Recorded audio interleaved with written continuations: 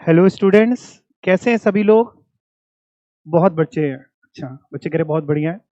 आज हम लोग नया चैप्टर शुरू करने जा रहे हैं, lesson number 4, accounting for debenture. सच कहूं तो ये चैप्टर जो है बड़ा ही इजी चैप्टर है। डिबेंचर नाम सुना है आपने इससे पहले? सुना होगा। उसी की अकाउंटिंग, कंपनी जब डिबेंचर इशू करेगी तो क्या अकाउंटिंग करेगी, क्या जर्नल एंट्री पास करेगी, ब्याज देगी तो क्या जर्नल एंट्री करेगी, रिडेम्पशन होगा तो क्या करेगी, ये सारी बारे में हमें ये चैप्टर बताएगा। जरा बताना, एक कंपनी जब किसी से पैसा लेती है, कंपनी को पैसा चाहिए, कैपिटल चाहिए, तो क्या क्या तरीके हो सकते हैं? या तो शेयर कैपिटल इशू करके पैसा ले सकती है, या कहीं से लोन ला सकती है, या क्या इशू कर सकती है? डिबेंचर्स इशू कर सकती है। और एक बहुत ही अच्छा तरीका है लोगों से पैसा लेने का, फंडिंग लेने का, कैपिटल लेने का। मालूम है क्यों अच्छा तरीका है? आज के सिनेरियो में डिबेंचर इशू करना ज्यादा अच्छा तरीका इसलिए है क्योंकि ब्याज का रेट बहुत कम चल रहा है। मार्केट में इंटरेस्ट का रेट कम है। डिवेंचर वालों को हम क्या देते हैं? इंटरेस्ट, एक fix rate of interest. Interest का रेट कम है, आपको सस्ते में फंडिंग हो जाती है। दूसरा फायदा यह होता है कि जब इंटरेस्ट हम देते हैं तो हमें टैक्स में बेनिफिट मिलता है। इनकम टैक्स बेनिफिट दे जाता है कुछ इंटरेस्ट की वजह से। क्या बेनिफिट मिल जाता है?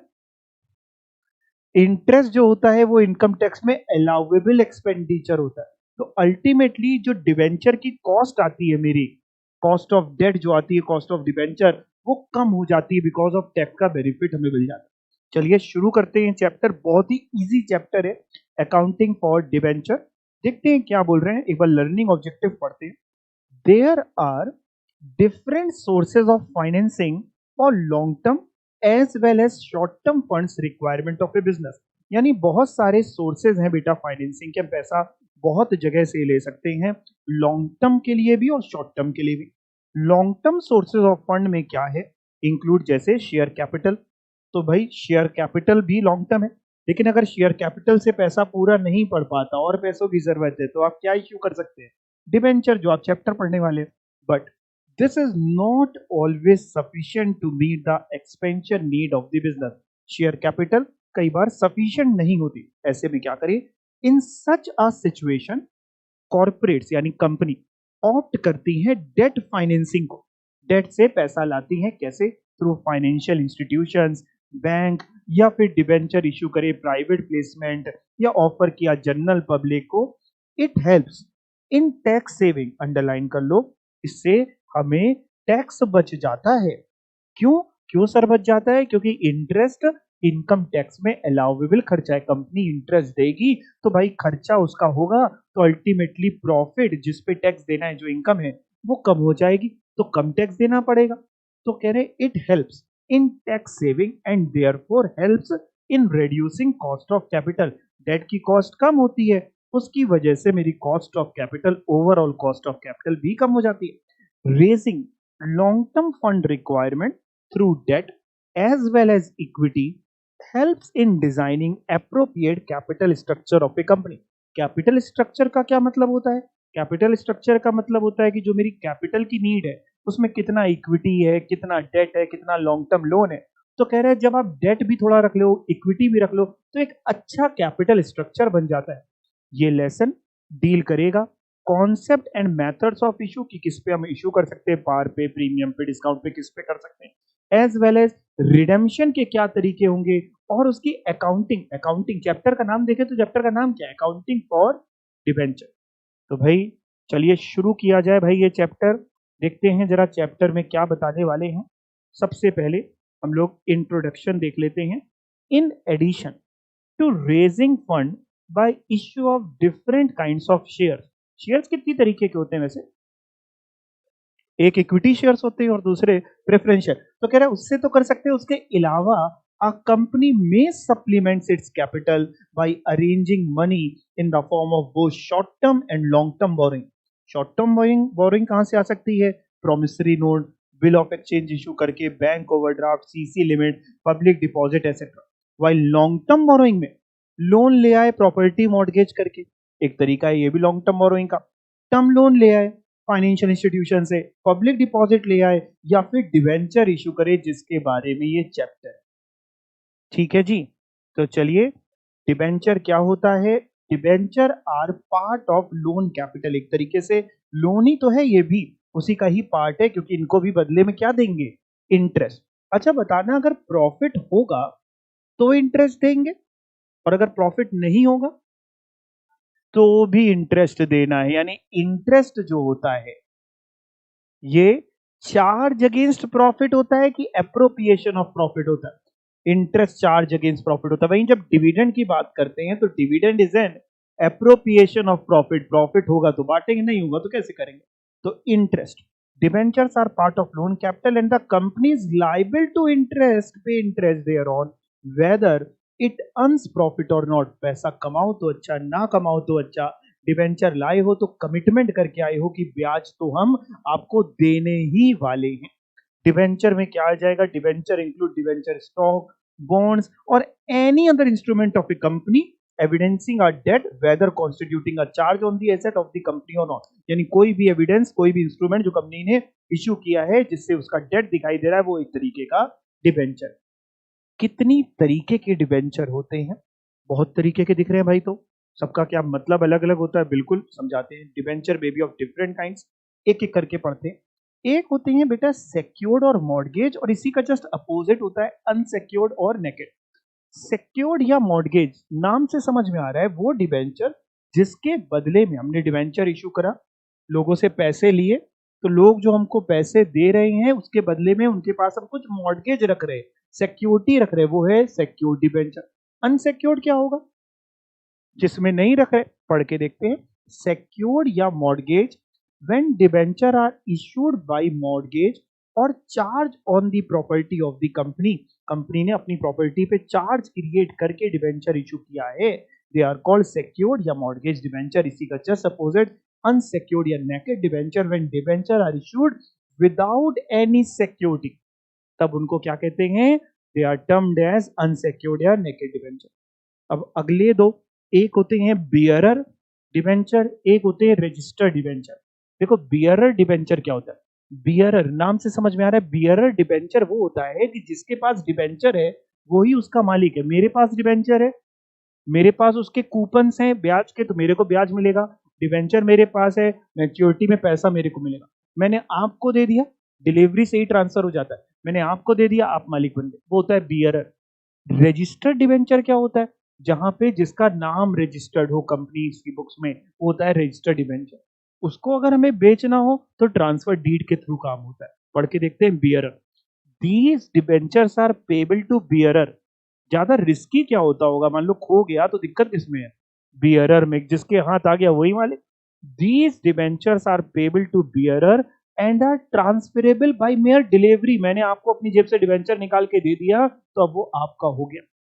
Interest coupons are attach to each individual debenture. हर डिबेंचर के साथ इंटरेस्ट के कूपन्स अटैच होते हैं। तो ड्यू डेट पे आप कूपन कंपनी के सामने प्रेजेंट करते हैं, उस कूपन में जितना रेट लिखा होता है उस रेट के हिसाब से कंपनी आपको डिबेंचर पे ब्याज दे देती है।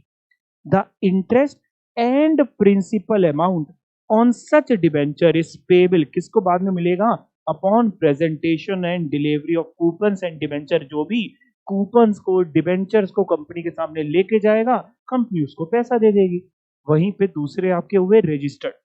Interest and principal amount is paid only to the person whose name is registered in the debenture ledger. तो ऐसे डिबेंचर अगर हमें बेचने हो तो थ्रू अ ट्रांसफर डीड होते हैं। ऊपर वाले को कैसे होते हैं? ऊपर लिखा था ये ट्रांसफरेबल होते केवल डिलीवरी से, bye mere delivery.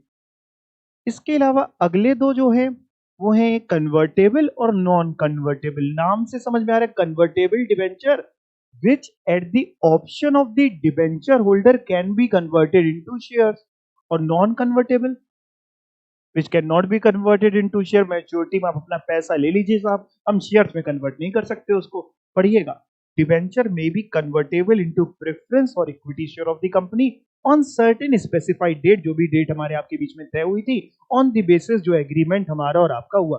May be हम बाद में कन्वर्ट करेंगे तो हो सकता है हम पार पे ही कन्वर्ट करें, हो सकता है प्रीमियम पे करें, किसी पे भी कर सकते हैं। नॉन कन्वर्टेबल, ऐसे डिबेंचर को हम कन्वर्ट नहीं करते और कैश में यानी चेक वगैरह के थ्रू पेमेंट दे देते हैं। फिर अगले दो आ रहे हैं रिडीमेबल और इरिडीमेबल। रिडीमेबल कौन से हैं? जो हम मैच्योरिटी पे रिडीम करेंगे, और इरिडीमेबल जो रिडीम नहीं करेंगे। वैसे तो आप इरिडीमेबल डिबेंचर इशू नहीं कर सकते, लेकिन थ्योरी है, दोनों पढ़ लेते हैं। सच डिबेंचर्स आर पेड आइदर, या तो पार पे रिडीम करेंगे या प्रीमियम पे या किसी पे भी after the expiry of a particular period, या under a system of periodical drawing. Periodical drawing मतलब थोड़ा थोड़ा पैसा हम लोग रिडीम करेंगे। अभी इसी चैप्टर में रिडेम्पशन भी पढ़ाऊंगा कि रिडेम्पशन कितनी तरीके से होता है, वहां पे ये पीरियोडिकल ड्राइंग्स आपको पढ़ाऊंगा। फिर अगले हुए आपके irredeemable. Such debentures are payable either on a happening of the contingency और when company winds up is business, जब बिजनेस बंद करेगी तब वापस करेगी, that is when the company decide to redeem. Okay, अगले होते हैं फर्स्ट मॉर्टगेज और सेकंड मॉर्टगेज डिबेंचर। ये क्या होगा? First mortgage, second mortgage. देखिए, कंपनी ने डिबेंचर इशू करा, आपसे पैसे लिए, बदले में कुछ सिक्योरिटी आपके पास मॉर्टगेज करी। अब इसका मतलब ये होता है कि सिक्योरिटी मॉर्टगेज करी, अगर कल को कंपनी आपका पैसा नहीं वापस कर पाई या कंपनी वाइंड अप पे गई, लिक्विडेशन में गई, तो कंपनी वो एसेट बेच करके आपका पैसा चुकाएगी। अब फर्स्ट और सेकंड में अंतर समझो। सपोज करो मैंने आपसे डिबेंचर के लिए पैसे लिए, मैंने आपको डिबेंचर इश्यू करा और कोई एसेट आपके पास गिरवी रख दिया, उसमें आपका फर्स्ट चार्ज क्रिएट कर दिया। आपका फर्स्ट चार्ज का मतलब यह है कि जब वाइंड अप होगी कंपनी, तो जितने का वो एसेट बिकेगा उसमें से पहले आपकी लायबिलिटी चुकाई जाएगी। फर्स्ट चार्ज, पहला अधिकार आपका है। और वहीं पे मैंने किसी और से भी पैसे लिए डिबेंचर के, उसके पास भी मैंने गिरवी रखा लेकिन सेकंड चार्ज पे, तो उसका मतलब क्या हुआ? उसके पास सेकंड चार्ज है, मतलब पहले मान लीजिए वो प्रॉपर्टी बिकी 1 करोड़ की, आपकी 80 लाख की बन रही थी, तो मैं पहले आपको 80 लाख दूंगा, बच जाएगा जो 20 लाख, उसमें से सेकंड मॉर्टगेज वाले को देना। तो फर्स्ट मॉर्टगेज पहला अधिकार, सेकंड मॉर्टगेज दूसरा अधिकार। अच्छा, एक बात बताना, क्या इनमें से जितने भी पॉइंट्स पढ़े, क्या ऐसा हो सकता है कि कोई एक डिबेंचर एक से ज्यादा पॉइंट पूरे कर रहा हो सकता है? बिल्कुल हो सकता है। मान लो मैंने सिक्योर्ड डिबेंचर इशू किया, वो भी रजिस्टर्ड वाला और नॉन कन्वर्टेबल वाला, तो डिबेंचर तो एक ही है, खूबियां उसके अंदर एक से ज्यादा है। समझ में आ गई? आपसे पूछेगा तो आप बता लेंगे। ओके, अब चलते हैं भाई साहब यहाँ पे डिबेंचर के इशू पे। जरा बताना, डिबेंचर पार पे इशू हो सकता है कि प्रीमियम पे कि डिस्काउंट पे? तीनों पे हो सकता है। बच्चे कह रहे तीनों पे। डिस्काउंट पे हो सकता है, बिल्कुल आप सही कह रहे। डिबेंचर डिस्काउंट पे इशू हो सकता है, कोई मनाही नहीं। शेयर्स में मनाही है, वो शेयर कैपिटल वाले चैप्टर में देखेंगे। डिबेंचर में तो ऐसी कोई मनाही नहीं है। पार पे भी हो सकता है, प्रीमियम पे भी हो सकता है, डिस्काउंट पे भी हो सकता है। अच्छा, डिबेंचर एक तो आमतौर पे जो हम लोग इशू करते हैं, वो बदले में पैसा लेती ही है कंपनी और डिबेंचर इशू कर देती है। कंपनी को फंड्स की रिक्वायरमेंट है, आपसे पैसा लिया और आपको डिबेंचर इशू कर दिया, either at par, either at premium, either at discount. दूसरा क्या होता है, कई बार सपोज करो मैं कंपनी हूं, मैंने आपसे कोई एसेट खरीदा, मैंने आपसे कोई मशीन खरीदी, 1 करोड़ रुपए की मशीन खरीदी, तो मेरे को बदले में वैसे तो देना चाहिए पैसा। मैंने आपसे मशीन खरीदी, पैसा देना चाहिए, लेकिन मैंने आपके साथ एक एग्रीमेंट कर लिया कि सर मैं आपसे मशीन खरीदूंगा, 1 करोड़ की मशीन है, बदले में मैं पैसे ना देके अपनी कंपनी के 1 करोड़ के डिबेंचर आपको दे दूंगा। हाँ, आप भी तैयार होने चाहिए, कोई जबरदस्ती नहीं है, बंदूक की नोक पे ऐसा नहीं करना। दोनों जन तैयार है, मैं डिबेंचर इशू करने के लिए तैयार हूं, आप कह रहे ठीक है।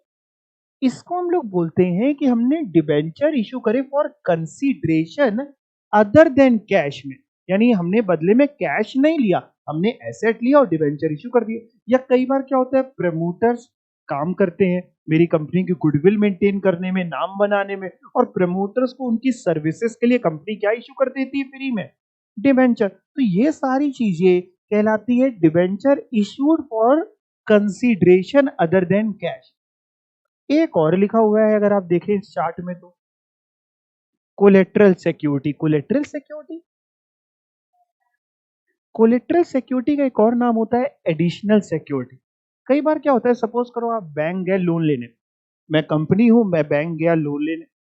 अब बैंक जाऊंगा लोन लेने तो बैंक अपनी सारी चीजें चेक करेगा कि लोन देने लायक है भी कि नहीं, रेशियोज देखेगा, जो जो देखना है सब कुछ देखेगा। देखने के बाद अगर उसको लोन देना सही लगता है तो भाई पूछेगा कि हम मॉर्गेज में क्या रख रहे हैं, गिरवी क्या रख रहे हैं। तो मान लीजिए हम अपनी फैक्ट्री गिरवी में रख रहे हैं, बिल्डिंग के कागजात या जो भी मशीन वगैरह जो भी है, हम मॉर्गेज कर रहे हैं। तो ये तो हो गई प्राइमरी सिक्योरिटी जो हमने देते हैं और बैंक से लोन लाते हैं। कई बार क्या होता है, बैंक एडिशनल सिक्योरिटी पे भी फोकस करता है कि सर ये तो ठीक है, आपने बिल्डिंग तो गिरवी रख दी, बट हमें कुछ और भी सिक्योरिटी के तौर पे चाहिए, तब हम आपको लोन दे पाएंगे, इससे पहले हम आपका लोन सैंक्शन नहीं कर पाएंगे। जैसे आप स्टेट बैंक ऑफ इंडिया में लोन लेने जाएं तो बस कपड़े उतरवाना रह जाता है, बाकी वो सब कुछ ले लेगा, है ना। पहले जाओ वो आदमी लेके आओ जो तुम्हारी गारंटी ले, बहुत लफड़े हैं।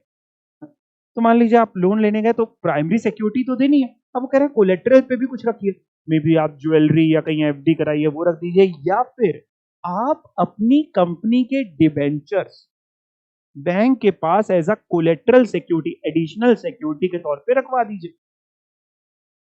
कल को जब लोन पूरा हो जाएगा, हम चुका देंगे लोन बैंक से जो लोन लाए विथ इंटरेस्ट एंड एवरीथिंग, तो बैंक मेरी प्राइमरी सिक्योरिटी भी वापस कर देगा और कोलेटरल सिक्योरिटी के तौर पे जो रखवाया वो भी वापस कर देगा। तो अगर डिबेंचर रखवाए तो इस चैप्टर से मतलब होगा कोलेटरल सिक्योरिटी कि उसकी अकाउंटिंग कैसे करे वो भी आपको सिखाया जाएगा। तो यहाँ पे तीन चीजें लिखी हुई हैं बेटा, एक लिखा है इश्यू ऑफ डिबेंचर कैश में, एक लिखा है एड कंसीडरेशन अदर देन कैश, और एक लिखा है कोलेटरल सिक्योरिटी। और कैश में लिखा है कि या तो पार पे होगा या प्रीमियम पे या डिस्काउंट पे।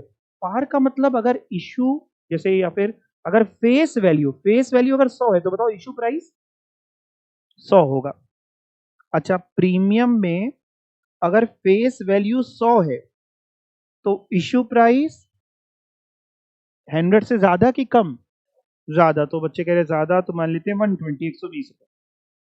और डिस्काउंट में अगर फेस वैल्यू मान लो 100 है तो इशू प्राइस 95।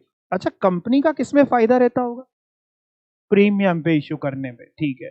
तो सारी कंपनी प्रीमियम पे ही क्यों नहीं इशू करती, जब प्रीमियम में फायदा है तो प्रीमियम पे क्यों नहीं इशू करती। कंपनी की उतनी वर्थ भी तो होनी चाहिए कि सामने वाला बंदा प्रीमियम पे खरीदने को तैयार हो। प्रीमियम का मतलब है कि आपको कोई चीज ज्यादा पे दी जा रही ना, तो आप किसी की चीज ज्यादा पे कब खरीदेंगे, जब उसकी इतनी वर्थ होगी ना। मैं आपसे कहता हूं मान लो मेरे पास ये पेन है, 5 करोड़ रुपए का, खरीद लो, खरीदोगे, नहीं खरीदोगे। अभी मेरी जगह सलमान खान बेचेगा तो कुछ आ जाए पैसे वाले, ठीक है सलमान खान ने पकड़ा हम खरीद लेते हैं, ठीक है, ओके। और कंसीडरेशन अदर देन कैश करेंगे तो मे बी हम किसी के एसेट्स खरीद रहे होंगे या बिजनेस खरीद रहे होंगे, या मैंने आपको प्रमोटर्स वगैरह की सर्विसेज का भी एग्जांपल दिया। और कोलेटरल सिक्योरिटी, एडिशनल सिक्योरिटी, ये तीनों ही पढ़ने वाले हैं अभी बाद में नीचे। उससे पहले एक बार ऊपर क्या लिखा है ये भी पढ़ लें। Issue of debenture subject to restrictions जो इंपोज करेगा सेक्शन 71। अभी देखेंगे सेक्शन 71 क्या कहता है। A company can issue debenture, company debenture issue कर सकती है। एप्लीकेशन फॉर डिबेंचर्स को हम इनवाइट करते हैं पब्लिक से, कैसे, क्या इशू करके, प्रोस्पेक्टस इशू करते हैं, जिससे हम कहते हैं उससे कि आपको अगर डिबेंचर खरीदने हैं तो आप हमारे यहाँ क्या करिए, एप्लीकेशन दीजिए, अप्लाई करिए। एंड एप्लीकेंट आर आस्क्ड कि आप खाली में एप्लीकेशन ना दीजिए, कोरी कोरी एप्लीकेशन नहीं, बदले में साथ में क्या लगाइए। शादी में जाते हैं तो केवल चिट्ठी से काम नहीं चलेगा, खाली लिफाफा नहीं, एप्लीकेशन मनी दीजिए। कंपनी में ask for payment for the whole amount, पूरा एक साथ ले सकती है या फिर इंस्टॉलमेंट में ले सकती है। जैसे अगर मैं बात करूं पहले कैश वाली की बात आपके लिए करूं, तो इसमें बेटा मालूम है कैसे पढ़ेंगे हम लोग, इसमें ऐसे पढ़ेंगे कि डिबेंचर कैश में इशू होगा, ठीक है। और कैश में मैं आपको तीन चीजें पढ़ाऊंगा, तीनों की एंट्री सिखाऊंगा। बता सकते हैं कौन सी तीन चीजें, क्या बात है, वेरी गुड। एक पार सिखाऊंगा बेटा, और एक प्रीमियम की एंट्री सिखाऊंगा, और एक डिस्काउंट की एंट्री सिखाऊंगा।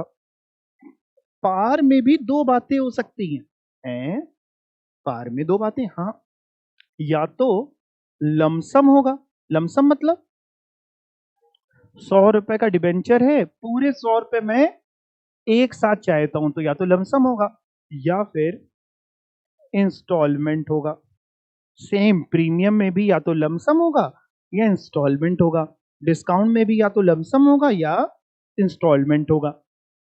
अगर मैं आपसे ऐसे ही पूछूं कि नंबर ऑफ जर्नल एंट्रीज कौन से केस में ज्यादा होंगी, प्री मतलब लमसम में कि इंस्टॉलमेंट में, पेबल इन लमसम कि इंस्टॉलमेंट, इंस्टॉलमेंट में नंबर ऑफ एंट्रीज ज्यादा होंगी। है सब देखना पड़ेगा अपने को। पहले ये पढ़ते हैं भाई, क्या कंडीशंस हैं for issue of debenture as per companies act 2013। ये जो है ना, ये आपका सेक्शन 71 है कंपनीज एक्ट का। ठीक है, चला देखते हैं क्या बता रहे हैं, क्या कंडीशंस बताने की कोशिश कर रहे हैं। Issue of debenture by special resolution, SR pass होगा। अच्छा, a company can issue partly या fully convertible debenture by passing, क्या पास करेंगे, SR at a general body meeting, general meeting. No voting right, debenture holder के पास voting right नहीं होता, share holder के पास होता है। No company can issue any debenture carrying any voting right, but equity share वगैरह के पास होता है।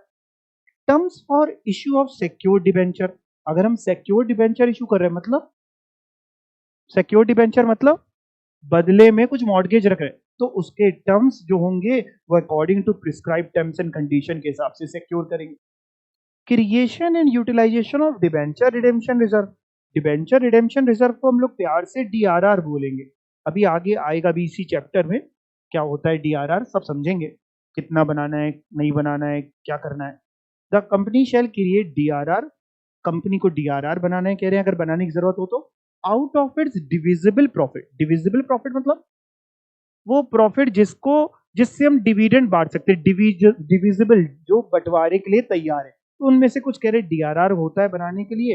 And amount credited to such an account, such an account मतलब कौन सा अकाउंट, डीआरआर अकाउंट में शैल नॉट बी यूटिलाइज, कह रहे जो पैसा आपने डीआरआर में क्रेडिट किया उसको यूज ना करिएगा for purpose other than redemption of debenture, for purpose other than redemption of debenture use ना करिएगा, मतलब किसके लिए यूज करिएगा, रिडेम्पशन ऑफ डिबेंचर के लिए यूज करिएगा। बट डीआरआर की क्या गाइडलाइंस हैं वो हम लोग देखेंगे। बड़ी ही कहा जाए तो आज की तारीख में अगर मैं बोलूँ तो बड़ी इजी कर दी गई है, बहुत ही कंपनीज एक्ट बहुत इजी कर रखा है उसने, डीआरआर की गाइडलाइंस पहले बहुत रिस्ट्रिक्टेड थी, अब सही है, तो आपके लिए पढ़ूंगा इजी रहेगी, आगे पढ़ेंगे। फिर डिबेंचर ट्रस्टी की बात करें, ये क्या है सर, बेटा अगर कंपनी 500 से ज्यादा को डिबेंचर इशू कर रही है, 500 लोगों से ज्यादा को, तो कंपनी को ना एक बंदा अपॉइंट करना पड़ेगा एज अ डिबेंचर ट्रस्टी। जो बंदा करेगा क्या, डिबेंचर के हित को देखेगा कि कहीं डिबेंचर होल्डर के साथ कुछ गलत तो नहीं हो रहा, टाइमली उनको इंटरेस्ट मिल जाता है, टाइमली उनको रिडेम्पशन हो जाता है। तो कह रहे हैं भाई, a company can not issue a prospectus और मेक एन ऑफर और invitation to more than 500 person for subscribing to debenture unless the company has before issuing such a prospectus appointed one or more debenture trustee। यानी अगर आप 500 से ज्यादा को करने वाले हैं तो एक या एक से ज्यादा डिबेंचर ट्रस्टी आपको पहले अपॉइंट करना पड़ेगा, उससे पहले आप डिबेंचर के लिए प्रोस्पेक्टस इशू नहीं कर सकते। वो करेगा क्या trustee, shall take step to protect interest of debenture holder and redress the grievances in accordance with the rules, जो भी उनके दुख हैं दुखड़े हैं उनको दूर करेगा। डिबेंचर और शेयर में क्या डिफरेंस होता है, डिबेंचर लोन कैपिटल का पार्ट है या बोरोइंग बोल सकते हैं, शेयर कैपिटल एक तरीके से ओनरशिप कैपिटल है। स्टेटस, डिबेंचर होल्डर कंपनी के कौन होते हैं, creditor, share holder owner. Debenture वालों को देते हैं इंटरेस्ट और शेयर्स वालों को डिविडेंड। डिबेंचर वालों को जो इंटरेस्ट देते हैं वो चार्ज अगेंस्ट प्रॉफिट होता है and is payable even if there is, profit नहीं भी कमाओगे तो भी देना पड़ेगा, लेकिन बगल में डिविडेंड जो होता है वो एप्रोप्रिएशन ऑफ प्रॉफिट होता है, not payable if there is no profit. Voting right, debenture holder के पास कोई वोटिंग राइट नहीं है और इनका जनरली होता है इश्यू एट डिस्काउंट, डिबेंचर आप डिस्काउंट पे इशू कर सकते हैं, यानी कोई भी रेस्ट्रिक्शन नहीं है, लेकिन शेयर्स तेरा section 53 prohibits the issue of shares at discount. अच्छा, रेट इंटरेस्ट का रेट आमतौर पे फिक्स होता है और डिविडेंड का रेट वेरी करता है, चेंज करता है जितना प्रॉफिट हुआ। डिवेंचर्स कन्वर्टेबल हो सकते हैं, इक्विटी शेयर क्या कन्वर्टेबल हो सकते हैं? काहे में कन्वर्ट करेंगे उसको? तो equity shares can never be convertible. चलिए शुरू करी जाए जरा जर्नल एंट्रीज वगैरह। तो सबसे पहले अब हम लोग शुरू कर रहे हैं issue of debenture for cash. देखिएगा, आपको ये जो चार्ट सिखाया था इसमें एक चीज पढ़ानी है कैश। जब कैश वाला सीख लेंगे तब पढ़ेंगे कंसीडरेशन अदर देन कैश, और आखिरी में पढ़ेंगे कोलेटरल सिक्योरिटी। तो कैश में शुरू कर रहे हैं, और कैश में भी तीन चीजें बेटा पढ़ेंगे। कौन कौन सी तीन चीजें? पार, प्रीमियम और डिस्काउंट। और पार, प्रीमियम और डिस्काउंट सब में दो दो चीजें और पढ़ेंगे। पार में भी लमसम भी पढ़ेंगे और इंस्टॉलमेंट भी पढ़ेंगे। तो चलो भैया जरा शुरू करके देखते हैं। डिबेंचर कैश वाले की बात कर रहे हैं, यानी अगर चार्ट का ये बात करें तो डिबेंचर हो गया। ये डिबेंचर या तो तीन चीजें थी, मैं कैश की बात करता हूँ। चलो कैश, और कैश में या तो पार या प्रीमियम और या डिस्काउंट, प्रीमियम या डिस्काउंट। चलो पढ़ के देखिए। डिबेंचर में be issued for cash on a par, premium और discount. When the debenture are issued for cash, entire issue price may be received on application. कह रहा है इसमें भी ये चीज हो सकती है, या तो पूरा पैसा एप्लीकेशन के समय ले लो, और दी अमाउंट जो पेबल है या तो उसको इंस्टॉलमेंट ले लो। किसमें हो सकता है ये? कब हो सकता है इंस्टॉलमेंट और लमसम वाला? पार पे कि प्रीमियम में कि डिस्काउंट में? तीनों में हो सकता है। ये कौन डिसाइड करेगा कि एक साथ लेना है कि इंस्टॉलमेंट में लेना है? कंपनी क्या चीज को देख के डिसाइड करती होगी? अपनी जरूरत को भी देखकर। मान लो हमें लग रहा है कि अभी मेरी जरूरत थोड़ी थोड़ी है, तो पूरा एक साथ लेके फायदा क्या? फिर ब्याज भी तो देना है ना। तो थोड़ा थोड़ा करके लेते रहो जितनी जितनी जरूरत है। खैर, एनी प्रीमियम और discount on issue of debenture is generally recorded at the time of making allotment. कह रहा है आमतौर पे अगर प्रीमियम पे इशू करते हैं, सिक्योरिटी प्रीमियम, या डिस्काउंट पे इशू करते हैं, that is discount on issue of debenture, आमतौर पे इनकी एंट्री अलॉटमेंट की जब एंट्री करते हैं उसके साथ होती है। यार अभी मैं दिखाऊंगा तब समझाऊंगा। चलिए शुरू करने जा रहे हैं अकाउंटिंग एंट्री डिबेंचर की। जब इश्यू हुआ है पार पे, पार का मतलब आपने ऊपर बताया भी था कि सर जहां पे फेस वैल्यू भी 100 है और इश्यू प्राइस भी बेटा 100 है, तो यहाँ पे आपको मैं दोनों पढ़ाने वाला हूँ। पार पे चाहो तो एक बार फिर से लिख दें क्या? फिर से लिख दीजिए सर, डिबेंचर पढ़ा रहा हूँ, वो भी बेटा कैश का पढ़ा रहा हूँ। उसमें भी कैश में आपको क्या पढ़ा रहा हूँ? पार, और पार में दोनों चीजें पढ़ाने वाला हूँ, लमसम भी पढ़ाने वाला हूँ और इंस्टॉलमेंट भी पढ़ाने वाला हूं। तो पहले लमसम की बात कर लेते हैं। When the full issue price, पूरा का पूरा इशू प्राइस 100 रुपए है, तो मान लो पूरा 100 रुपए is payable in lump sum along with application, की पूरा एक ही साथ दे दीजिए। ऐसे केस में बेटा केवल दो एंट्री में काम हो जाता है। पहली एंट्री पैसा मिलने की on receipt of application, bank account debit to debenture application and allotment account. अच्छा, जब लमसम में पूरा पैसा एक बार में मिल जाए तो हम bank account debit to debenture application केवल नहीं लिखते, हम to debenture application and allotment भी लिख देते हैं, जिससे पता चल जाता है कि लमसम में एक ही बार में पैसा मिलने वाला है। अगर कोई गलती से डिवेंचर एप्लीकेशन लिख दे केवल, तो गलत नहीं हो जाएगा, ऐसा नहीं कि टेक्निकली बहुत गलत हो गया, लेकिन आमतौर पे कोशिश हमारी है कि हम पूरा लिख दें। तो bank account debit to debenture application and allotment account. मान लो 100 रुपए का एक डिवेंचर है, तो ये एंट्री एक डिवेंचर के लिए अगर बात करें तो 100 रुपए बैंक अकाउंट में डेबिट हो जाएगा और to debenture application allotment account में 100 रुपए। फिर सेकेंड एंट्री में काम खत्म हो जाएगा, अलॉटमेंट कर दी, debenture application and allotment account debit 100 रुपए टू डिवेंचर अकाउंट 100 रुपए। अब यहीं पे मान लो जितने परसेंट वाले डिवेंचर होते हैं, मान लो 9% डिवेंचर है तो इसे लिखा है टू डिवेंचर अकाउंट, वहां पे हो जाता है टू 9% डिवेंचर अकाउंट। 14% टू 14%, नहीं भी लिखोगे तो ऐसी कोई बात नहीं। चलो सर, अगर इंस्टॉलमेंट में होगा तो क्या होगा? इंस्टॉलमेंट, इंस्टॉलमेंट का मतलब है कि कुछ पैसा एप्लीकेशन में मंगा रहे हैं बेटा, फिर कुछ पैसा अलॉटमेंट में, और कुछ पैसा कॉल्स में। अब कॉल्स भी हो सकती है, एक ही कॉल हो सकता है दो कॉल हो सकता है तीन कॉल हो। तो अगर बात करें इंस्टॉलमेंट की तो क्या होगा? On receipt of application money. मान लो फॉर एग्जाम्पल, मान लेते हैं 20 रुपए की एप्लीकेशन मनी है, तो एप्लीकेशन मनी जब मिलेगी तो बैंक अकाउंट डेबिट, ये सब मैं एज्यूम फिगर लिख रहा हूँ, bank account debit to debenture application 20 रुपए 20 रुपए। जब एप्लीकेशन मनी मिली तो पैसा आएगा कंपनी के पास, bank account debit to debenture application. जब डिवेंचर कंपनी अलॉट करेगी तो दूसरी एंट्री क्या करेगी, डिवेंचर एप्लीकेशन अकाउंट की मनी को कहां ट्रांसफर कर देगी, डिवेंचर अकाउंट में 20 रुपए की है तो 20 रुपए 20 रुपए। ठीक, ये तो दो एंट्री कंप्लीट हो गई बेटा। फिर अलॉटमेंट मनी ड्यू होगी, अलॉटमेंट मनी पहले ड्यू करते हैं फिर मिलेगी, तो ड्यू करने की entry debenture allotment account debit, मान लेते हैं 30 रुपीज का है तो debenture allotment account debit to debenture account 30 rupees. फिर पैसा लोग दे देंगे, देंगे तो entry bank account debit 30 rupees to debenture allotment 30 rupees, ये हो गई अगली दो entry.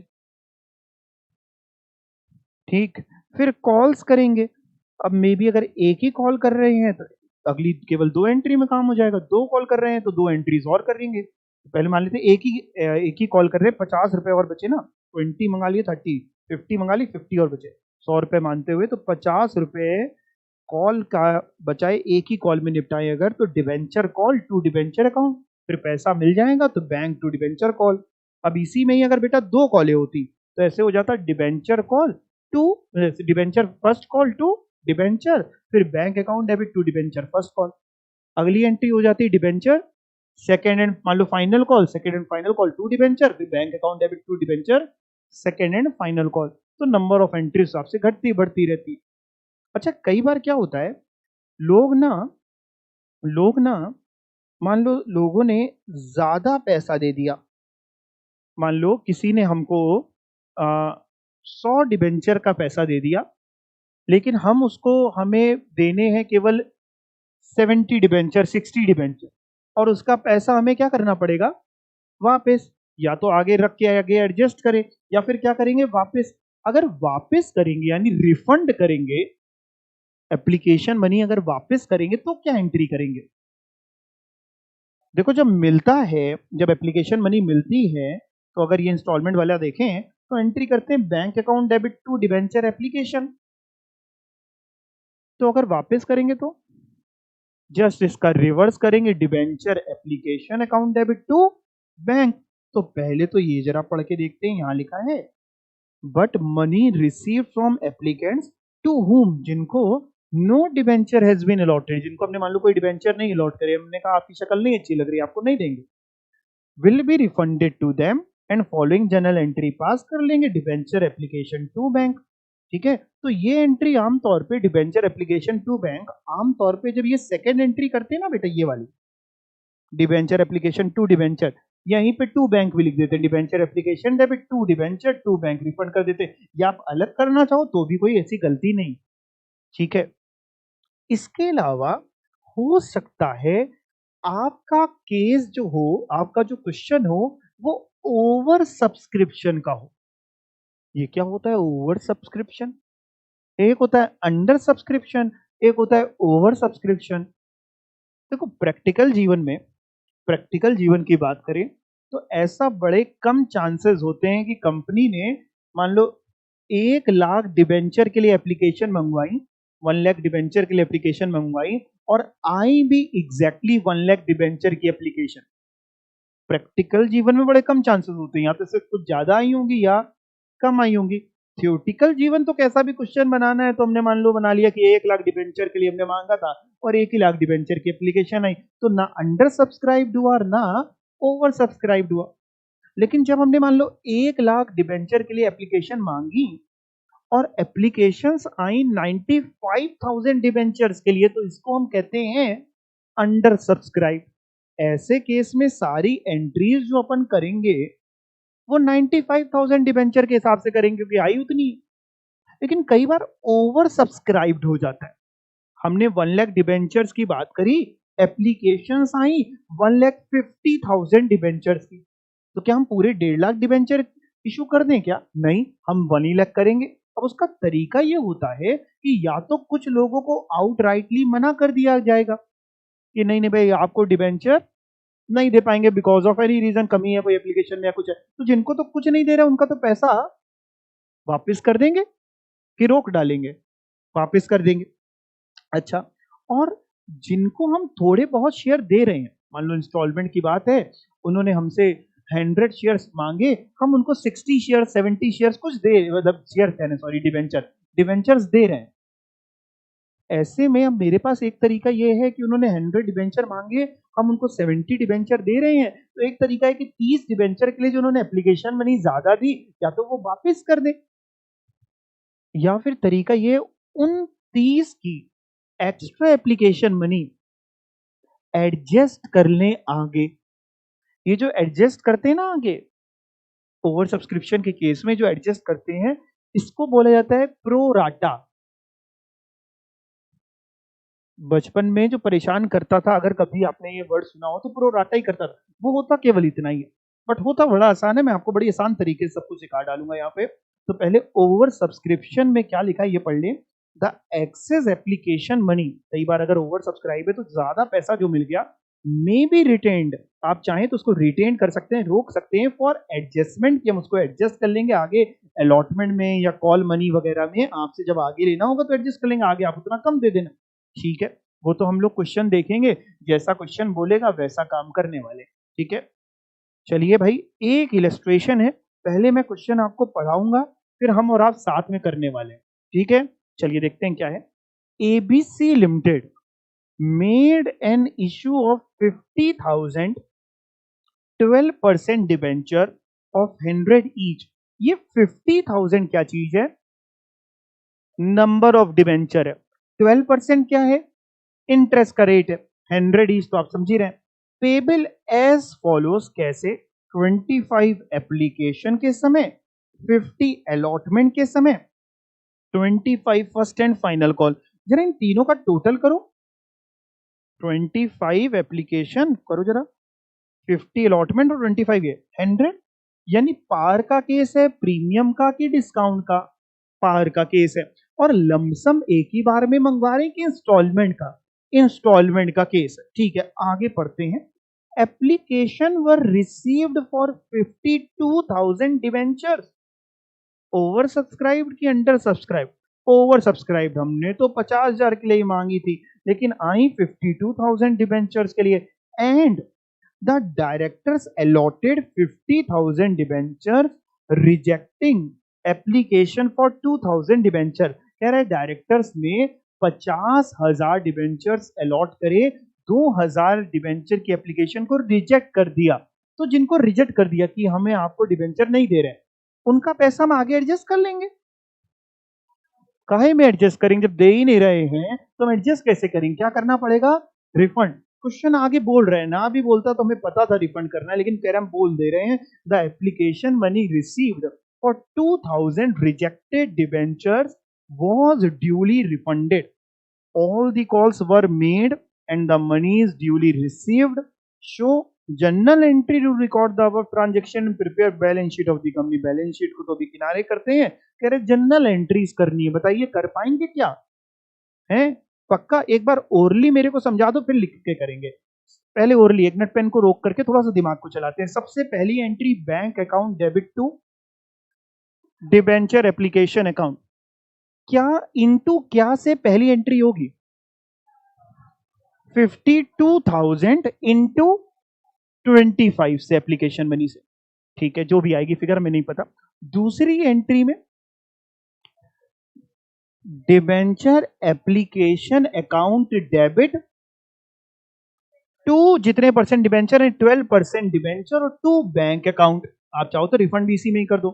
Debenture application account debit होगा 52,000 इंटू 25 से, टू 12% डिबेंचर होगा 50,000 इंटू 25 से, और 2 बैंक होगा 2,000 इंटू 25 से। फिर तीसरी एंट्री अलॉटमेंट मनी ड्यू करने की, क्या एंट्री होगी? Debenture allotment account debit to 12% debenture account. Amount क्या होगा? क्या मल्टीप्लाई किया? 50,000 की 52,000? 50,000 सही है। 50,000 इंटू अलॉटमेंट मनी 50 रुपीज की, 50,000 इंटू 50। अगली एंट्री में अलॉटमेंट मनी मिल जाएगी, bank account debit to debenture allotment account, वही 50,000 इंटू 50 से। और आखिरी दो एंट्री और बच रही क्योंकि एक ही कॉल है, तो आखिरी मतलब ड्यू करने की एंट्री, कॉल मनी को ड्यू करने की entry debenture call account debit, या फिर आपका मन कर रहा हो तो debenture first and final call account debit, कुछ भी कर लेना। टू डिबेंचर कितने से 50,000 इंटू 25। और सेकेंड एंट्री पैसा मिलने की, bank account debit to debenture first and final call, जो भी आपने ऊपर वाले में किया था वही नाम लिख करके 50,000 इंटू 25। आ गई बात समझ में? कर पाओगे? फटाक से करके बताओ, देखते कौन सा बच्चा सबसे जल्दी नोट करेगा कॉपी में। अच्छा, छोटे में आप नरेशन भी लिखा करते थे, लिखोगे क्या? अच्छा कह रहे हैं नहीं सर, इतनी ही कर रहे हैं, बहुत बड़ी बात नहीं है, आपके ऊपर कृपा कर रहे हैं। लिखने का मन करे तो लिख सकते हैं, कोई दिक्कत नहीं उसमें।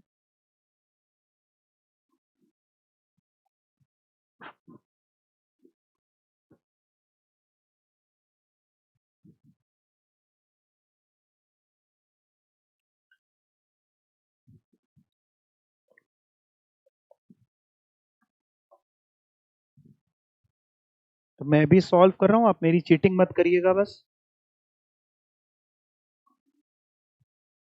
देखते हैं कौन जीतेगा, आपकी मैं। आप कॉपी में कर रहे हैं।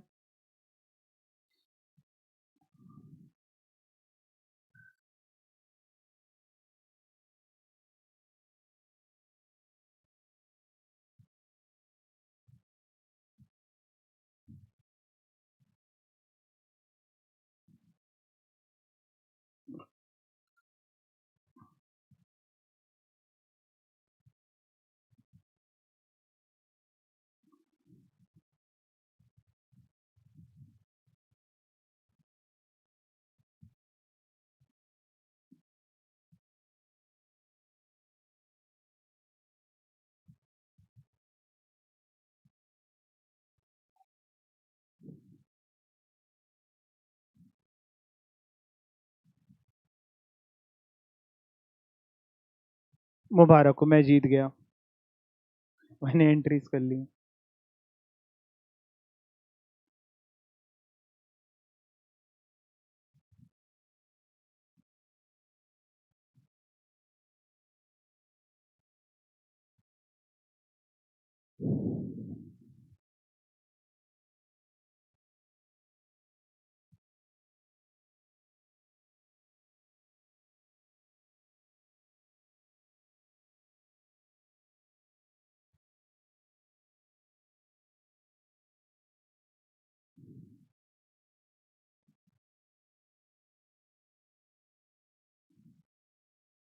बताइए, अगर होमवर्क में दे दे तो हो जाएगा कि इतना ही रह जाएगा जीवन भर जितना भी किया है?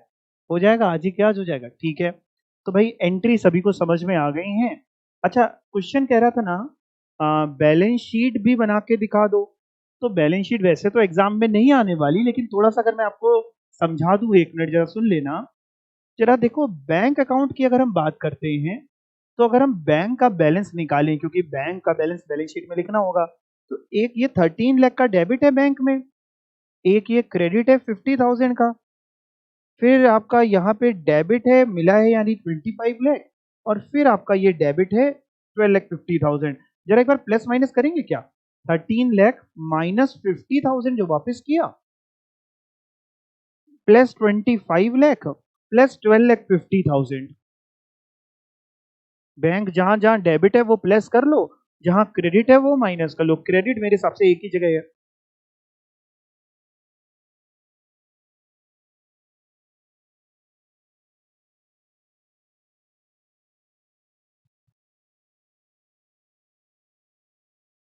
13 लाख माइनस 50,000, 12,50,000 हुआ, प्लस 25 लाख और प्लस 12,50,000 फिर से। कितना आ रहा है? अच्छा, प्लस ही नहीं कर पा रहे हैं। कितना आ रहा है बेटा? 50 लाख आ रहा होगा? आ रहा है 50 लाख, वेरी गुड। वैसे भी 50 लाख ही मिलना था। देखो, अगर ऐसे प्लस ना भी करते, थोड़ा सा स्मार्टली दिमाग लगा लेते, तो 50,000 डिबेंचर इशू करे हैं, है ना। और सब मिला करके तीनों अगर मिला दे यहाँ पे तो 100 ही रुपए तो मिल रहे हैं, 50 25 50 और 25, तो 50,000 इंटू 100 यानी 50 लाख रुपए मिल रहे हैं, 50 लाख। तो भाई एक तो 50 लाख एसेट साइड में आएगा, ठीक है ना, जो पैसा मिला, और बदले में हमने इशू क्या करे हैं, डिबेंचर, तो वो लाइबिलिटी साइड में आएगा। हाँ, किस में आएगा, किसके अंडर आएगा वो भी मैं दिखा देता हूं। इसके अलावा बेटा जरा बताना, ये जो जैसे डिबेंचर एप्लीकेशन अकाउंट है, जो ये क्रेडिट हुआ है 13 लाख से, ये कहां पे दिखाएंगे बैलेंस शीट में, एसेट साइड की लाइबिलिटी साइड। देखते कौन सा बच्चा सही बताएगा, एसेट की लाइबिलिटी। इसको कहीं नहीं दिखाएंगे, क्यों नहीं दिखाएंगे, ये अकाउंट तो क्लोज हो गया, खत्म हो गया, दफन हो गया। यहां पे आपने क्रेडिट किया, अगली एंट्री में डेबिट कर दिया। सेम जैसे डिबेंचर अलॉटमेंट की बात करें, यहां आपने डेबिट किया और फिर यहां क्रेडिट कर दिया। फर्स्ट एंड फाइनल कॉल, यहां डेबिट किया, यहां क्रेडिट कर दिया, सेम अमाउंट से बात खत्म हो गई। बैंक भी तो खत्म हो गया, बैंक नहीं खत्म हुआ था, बैंक का बैलेंस बचा था। 12% डिबेंचर भी नहीं खत्म हुआ था। हाँ, बस ये देख लो आता कैसे है बैलेंस शीट में, क्योंकि जानकारी में हो जाए तो बढ़िया है। कंपनी का नाम लिख दिया, बैलेंस शीट लिख दिया as at, particulars note rupees, particulars में। अच्छा सर, अब लाइबिलिटीज को लाइबिलिटीज ना लिख के इक्विटी एंड लाइबिलिटीज लिखते हैं। हाँ बेटा, इक्विटीज एंड लाइबिलिटी में नॉन करेंट लाइबिलिटी, और नॉन करेंट लाइबिलिटी में लॉन्ग टर्म बोरोइंग 50 लाख की, जिसमें नोट नंबर 1 बता दिया कि नीचे है। एसेट में cash and cash equivalent 50 lakh, और इसका नोट नंबर यहाँ पे लिखना चाहिए था, भूल गए ये लोग, आप लिख लो 2। तो और ये आपका नोट 2। फिर नीचे आ गया नोट्स टू अकाउंट में, लॉन्ग टर्म बोरोइंग में 12% डिबेंचर है 50 लाख के, कैश एंड कैश इक्विवेलेंट में 50 लाख रुपीस बैंक में। ठीक है, ओके। अगला क्वेश्चन आएगा प्रीमियम के ऊपर, मतलब ये अगेन हम लोग डिबेंचर पढ़ रहे हैं, उसमें भी कैश वाला पढ़ रहे हैं, और उसमें कौन सा पढ़ने जा रहे हैं बेटा, प्रीमियम। और प्रीमियम में भी दो पढ़ाऊंगा, कौन कौन से, लमसम और इंस्टॉलमेंट। मैं आपको बताऊं तो सारी एंट्रीज नॉर्मली वैसी ही रहने वाली हैं जैसी जैसी अभी पार में सीखी। सिर्फ अंतर ये होगा कि जब हम प्रीमियम पे इशू करेंगे तो हम जो अलॉटमेंट की एंट्री ऊपर कर रहे थे ना, अलॉटमेंट की सर क्या कर रहे थे, डिबेंचर अलॉटमेंट टू डिबेंचर कर रहे थे पार में। सेम एंट्री में जब प्रीमियम होगा तो debenture allotment to debenture to securities premium, SPR और कर देंगे सिक्योरिटीज प्रीमियम रिजर्व या सिक्योरिटी प्रीमियम। देखते हैं जरा, when the debenture are issued for cash at premium, the amount of premium is recording at the time of making entries for allotment money. The entries for receipt of application money and transfer of application money are same। जो ऊपर पार वाली सीखी, कह रहा application money मिलने की जो entry सीखी थी, क्या सीखी थी, bank account debit to debenture application, कह रहा वो ही यहाँ पे रहेगी। फिर अगली एंट्री सीखी थी डिबेंचर एप्लीकेशन टू डिबेंचर, वो भी यही रहेगी। कह रहा बस जो तीसरी एंट्री सीखे बैठे थे, डिबेंचर अलॉटमेंट टू डिबेंचर, उसकी जगह हो जाएगा debenture allotment to debenture to security premium. मतलब मान लो बेटा, मान लो डिबेंचर अलॉटमेंट मनी में 30 रुपए नॉमिनल वैल्यू के हैं और 20 रुपए प्रीमियम के। मैंने मान लिया कि 100 रुपए का डिबेंचर था, और ऊपर वाले क्वेश्चन में एज्यूम करते हैं। अच्छा चलो, ऊपर वाले क्वेश्चन में तो फिगर्स आपको जल्दी समझ में आ जाएंगी। ये जो क्वेश्चन था, यही क्वेश्चन में एज्यूम कर रहे हैं कि मान लो 20 रुपए का प्रीमियम और होता तो अलॉटमेंट मनी में 50 तो मिलना ही मिलना था, और 20 और मिलना था, यानी 70 मान लेते हैं, फिर ये हटा दूंगा, आप चेंज मत कर लेना क्वेश्चन। तो 50 अलॉटमेंट के 20 रुपए मान लिए मैंने, प्रीमियम 70 है, तो ये एंट्री जो होगी ना, अगर एक डिबेंचर के लिए समझाऊं तो डिबेंचर अलॉटमेंट अकाउंट डेबिट में 70 आएगा। 70 मतलब 50 भी आएगा और 20 भी आएगा, दोनों का टोटल। टू डिबेंचर में 50 आएगा और टू सिक्योरिटी प्रीमियम में 20 आएगा प्रीमियम का अमाउंट। ठीक है, फिर जब पैसा मिलेगा बैंक अकाउंट डेबिट में अगेन 70, टू डिबेंचर अलॉटमेंट में 70 पूरा मिलेगा। एंड बाकी जो कॉल की एंट्री थी, कह रहे वो भी सेम होगी जो पार में थी।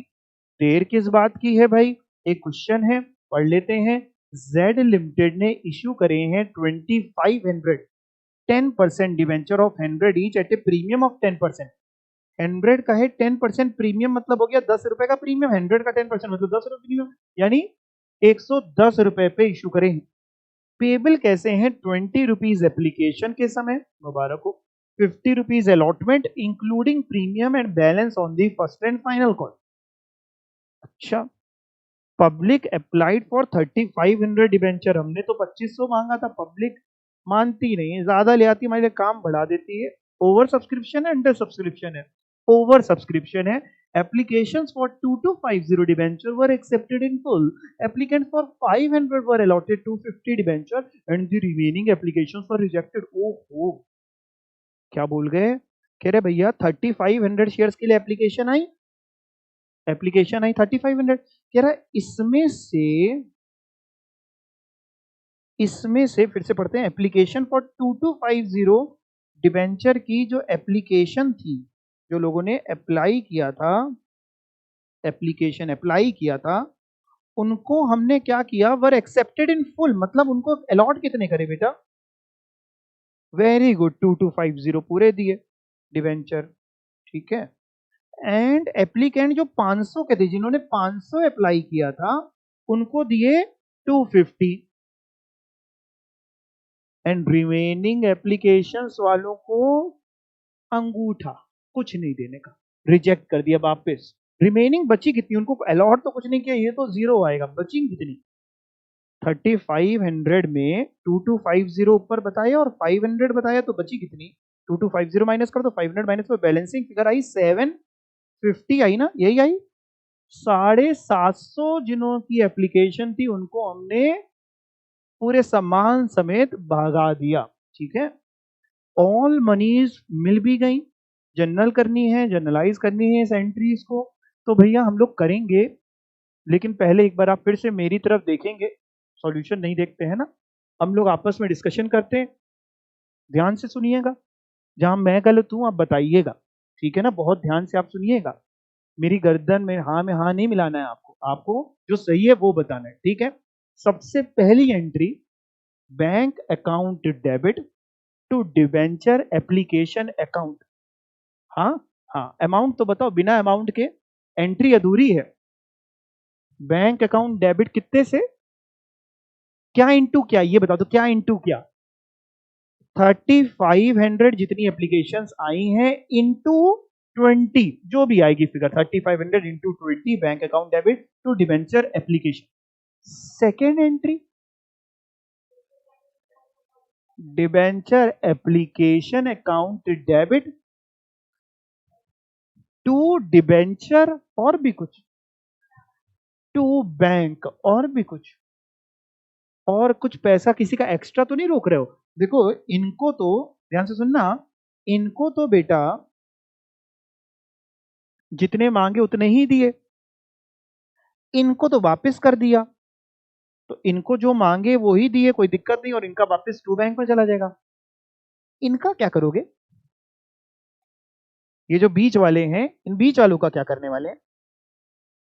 500 डिवेंचर के लिए एप्लीकेशन मनी दी होगी ना, 500 इंटू 20 दी होगी।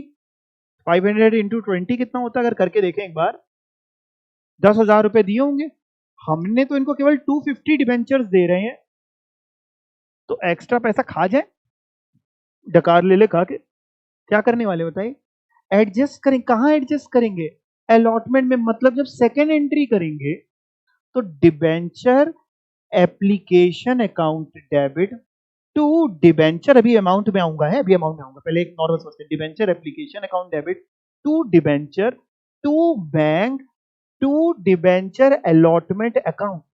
अमाउंट कितना होगा अगर समझना चाहें तो, डिबेंचर एप्लीकेशन अकाउंट डेबिट तो उतने से होगा 3500 इंटू 20 से, टू डिबेंचर अकाउंट में आएगा 2500 डिबेंचर जो अलॉट करे, 2500 डिबेंचर जो अलॉट करे इंटू 20, टू बैंक में आएगा 750 इंटू 20, और टू डिवेंचर अलॉटमेंट में चाहो तो बैलेंसिंग फिगर डाल देना।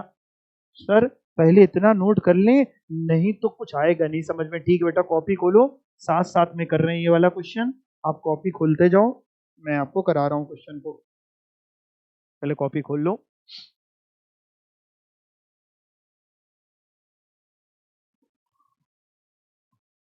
डन, चलो साथ साथ में करते हैं, यहां लिखते हैं मैं बगल में करता चल रहा हूं। सबसे पहली entry bank account debit to debenture application account. जितने की सर एप्लीकेशन आई 3500 की आई बेटा सर, इंटू 20 रुपीज की एप्लीकेशन बनी है। कर दो बेटा एक बार 3500 इंटू 20, 70,000। तो पहली एंट्री तो सर हो गई, चलिए ठीक है सर। दूसरी एंट्री दूसरे कलर से, debenture application account debit. Sir इसमें क्या आएगा, इसमें तो वही 70,000 जो ऊपर से जहां से क्रेडिट किया उतना ही डेबिट करेंगे, मतलब वही 3500 इंटू 20 आएगा, यानी 70,000। ठीक है सर। सर और क्या लिखें, और टू डिबेंचर, कितने परसेंट डिबेंचर क्वेश्चन बोल रहा है, 10%। कहाँ लिखा, अच्छा पहली लाइन लिखा था, ठीक है। To 10% debenture account, to 10% debenture account, कितना इंटू कितना, 2500 डिबेंचर इंटू 20, जरा करना 50,000। ओके, तो 50,000 ये फिगर आई सर। टू बैंक, कुछ लोगों का पैसा वापस कर रहे हैं क्योंकि उनको सम्मान समेत हम भगाए आए थे कि आपको कुछ भी नहीं देंगे। कितनों को भगा के आए, 750 इंटू कितना वापस करें, पूरा 20 वापस करें जब कुछ नहीं दे रहे हो तो उनको। करो जरा 15,000, 15,000 में 3 जीरो होते हैं, ठीक है। टू, देखो अभी ये एंट्री बैलेंस हो गई क्या, अगर देखो ध्यान से तो अभी तक बैलेंस तो नहीं हुई। तो जो एक्स्ट्रा पैसा है वो कहाँ एडजस्ट करें, अलॉटमेंट में। तो अगला लिख लें टू डिबेंचर अलॉटमेंट अकाउंट। और अगर आपको इसमें ज्यादा दिमाग ना लगाना हो तो क्या डाल दें, बैलेंसिंग फिगर डाल दें। 70,000 माइनस 50,000 माइनस 15,000, 5,000 रुपीज की बैलेंसिंग फिगर आएगी। सेकेंड एंट्री कंप्लीट हो गई। बात आ गई समझ में। और अगर आपको थोड़ा सा ये जो 5,000 है ये बैलेंसिंग फिगर से नहीं समझना है, दिमाग लगा के समझना है, तो ऐसे भी समझ सकते हैं कि देखो हमने जो 500 डिबेंचर जो ये बीच में गोला लगा है 500 वालों से मंगवाए थे, 500 इंटू, यहां लिख रहा हूं इंटू, इन्हीं वालों में केवल 500 इंटू 20 मंगवाए थे। और जबकि हमने इनको अलॉट करे तो हमको चाहिए थे 250 इंटू 20, तो एक्स्ट्रा कितना बच गया होगा, 250 जो हमने अलॉट नहीं करे इंटू 20, ये एक्स्ट्रा बच गया। यही तो 5,000 वहां पे आएगा जो डिबेंचर एप्लीकेशन में हम, डिबेंचर अलॉटमेंट में हम डाल रहे हैं। नहीं तो फिर आप बैलेंसिंग की तरफ ही जाएं तो सरदर्दी कम होगी। ओके, तो ये आप जरा एंट्री नोट करें, फिर तीसरी एंट्री की तरफ हम लोग चलेंगे। पहले तो इन दोनों में कोई दिक्कत, ये याद करनी पड़ेंगे घर में बैठ करके आपको फिगर्स वगैरह सारी, कि समझ में आ रहा है, थोड़ा सा दिमाग लग रहा है, आ रहा है, ठीक है ना, बस प्रैक्टिस कर लेना घर पे। तीसरी एंट्री होगी अलॉटमेंट मनी ड्यू करने की, लेकिन प्रीमियम समेत है, प्रीमियम भी तो है क्वेश्चन में। तो तीसरी एंट्री मैं भी लिख रहा हूं, आप भी लिखिएगा। ये नोट कर ली ना दोनों आपने, हटा दें इसको, चलिए इसको इरेज कर दिया मैंने, गया इरेज हो गया। तीसरी एंट्री अलॉटमेंट मनी ड्यू करने की, बताओ भैया क्या एंट्री करें, डिबेंचर अलॉटमेंट, बच्चे कह रहे हैं अकाउंट डेबिट कर दीजिए सर। टू कितने परसेंट डिबेंचर थे, 10% डिबेंचर अकाउंट कर दीजिए सर। और टू सिक्योरिटीज प्रीमियम अकाउंट भी आप क्रेडिट कर दीजिए सर। ठीक है बेटा, लेकिन कितने से करें, डिबेंचर अलॉटमेंट अकाउंट डेबिट क्या इंटू क्या, कितने नंबर ऑफ डिबेंचर थे, अलॉट कितने करें, 2500 पक्का, 2500 बच्चे कह रहे हैं, इंटू इंटू इंटू आराम से देख के बताओ भाई, मेरे को तो नहीं आ पा रहा है, कहाँ गया ये 2500, तो ये फिगर हमने पकड़ ली है। इंटू क्या करने वाले हैं, 50 पक्का। इस 50 में एक बात बताना, इस 50 में प्रीमियम जुड़ा है कि नहीं जुड़ा है, कहाँ लिखा है कि जुड़ा है, इंक्लूडिंग प्रीमियम। तो 2500 इंटू 50, और प्रीमियम कितने रुपए का जुड़ा होगा 50 में, 10 रुपए का प्रीमियम, तो यानी 40 रुपीज की नॉमिनल वैल्यू होगी अलॉटमेंट के समय और 10 रुपीज का प्रीमियम, टोटल 50। ओके, तो आप कह रहे हैं जो तीसरी एंट्री हम लोग कर रहे हैं उसमें 2500 इंटू 50 कर दीजिए सर। 2500 इंटू 50 होता है 1,25,000। टू डिबेंचर अकाउंट में 2500 into 40 rupees, very good, nominal value. बच्चे कह रहे 1 लाख होगा सर, ओके वेरी गुड, कितने समझदार हो रहे हैं आप। 1 लाख और ये हो जाएगा 2500 इंटू 10, 25,000। अगली एंट्री तो बड़ी आसान है, आप जल्दी से बता देंगे, बताइए। बच्चे कह रहे पैसा ले लीजिए सर। पैसा तो बेटा हमेशा जब भी मिले तुरंत ले लो। Bank account debit to debenture allotment account. कोई बच्चा बता सकता है कितने रुपए से कर दे? बच्चे कह रहे 1,25,000 से कर दीजिए। मतलब बेटा जो बच्चे ना ये कह रहे हैं 1,25,000 से कर दीजिए, उनके अंदर बिल्कुल मतलब बिल्कुल इंसानियत ही खत्म हो गई बच्चों के अंदर है। बेचारे को देखो, आपने सेकेंड एंट्री जब करी थी तो एक इंसान ने से आपने 5,000 एक्स्ट्रा ले लिए थे। सेकेंड एंट्री जब करी थी तो किसी से आपने 5,000 एक्स्ट्रा लिए थे, आपने उसे कहा था हम अलॉटमेंट के साथ एडजस्ट कर देंगे। और आज आप कह रहे हैं कि सर चौथी एंट्री में पूरे 1,25,000 फिर से ले लो। थोड़ी सी इंसानियत तो दिखाओ बेटा, कितने और लोगे? 1,20,000 और लेंगे। अच्छा, मुबारक हो, इसी को प्रो राटा अलॉटमेंट कहते हैं, जो बचपन से आपको नहीं आता था यही होता, और कुछ होता ही नहीं उसमें। ये प्रो राटा हो गया। अब तो क्वेश्चन में केवल कॉल मनी का काम बचा है, वो वैसे ही होगा जो पार का था, उसमें कोई नई चीज नहीं। ठीक है, हाँ।